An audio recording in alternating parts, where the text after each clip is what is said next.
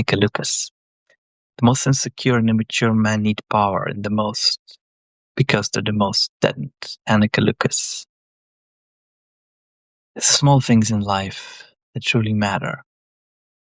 Like the red scarf you picked up at the trash by a wild woman from Portugal that drove the car when you were afraid to, and later tried to show you that you don't need therapy. You just need to let your wolf play. And a coffee mug that spells coffee, pleasure, and peace, and has dust on it because you used it as a holder for a toothbrush. And the toothbrush with the shadow dancer forgot that your place, and all the dreams, projections, fantasy, and phantasmagoria that you attached to it.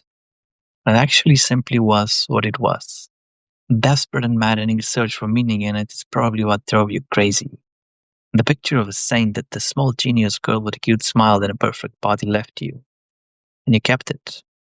Partly because of the saint, partly because she gave it to you. And all the other objects that make our life and the significance that we attach to them. And the stories we tell ourselves about them. And the stories about stories and some more stories about those.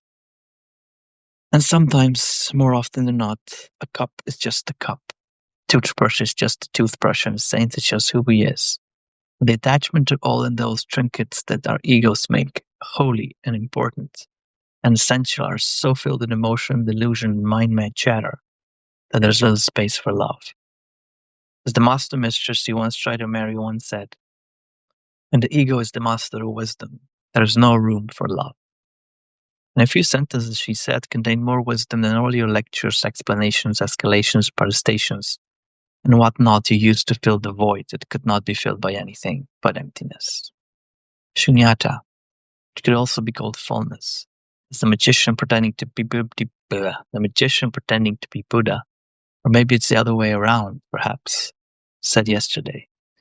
It's just a little love that somehow accidentally, by good karma or the blessing of the better angels of our nature, stumble upon wise men and women who try their utmost to direct you back to self, back to love, back to a place called home. And they did not have to do so, but they chose to do it anyway. That, my friend, is true compassion. That is something to be grateful and graceful for. Merry Christmas and happy now. And spend more time in the nowness than in the madness.